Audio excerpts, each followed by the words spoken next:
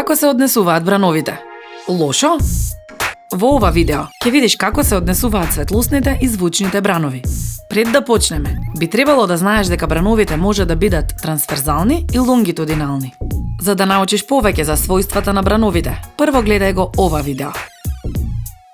Трансмисија, рефлексија, рефракција, дифракција, апсорбција и расејување се типични појави кај брановите.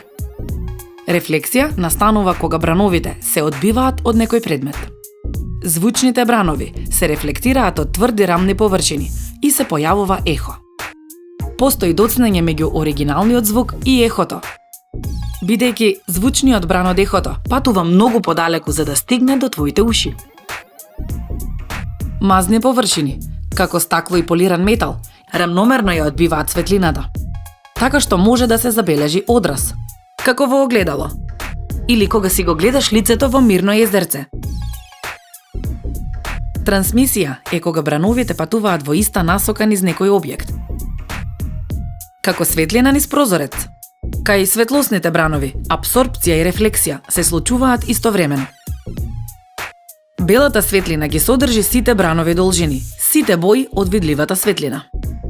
Бојата на некој предмет зависи од тоа која бранова должина од светлината е апсорбирана, а која е одбиена. Белите предмети ја рефлектираат целата светлина што паѓа на нивната површина. Тие не апсорбираат светлина. Црните предмети не рефлектираат светлина. Тие апсорбираат целата светлина што паѓа на нив. Предмет со црвена боја ги апсорбира сите бранови должини на светлината, освен црвена, која ја одбива. Предмет со зелена боја ги апсорбира сите бранови должини на светлината, освен зелена, која ја одбива. Дали новите соседи од горниот кат се бучни? Ако стават тепих на подот, завеси и мебел во собата, ќе забележиш дека се многу потивки. Ова е затоа што некои предмети апсорбираат звучни бранови. Кога звучните и светлосните бранови поминуваат низ гранична површина помеѓу две супстанци, како воздух и стакло, тие ја менуваат брзината.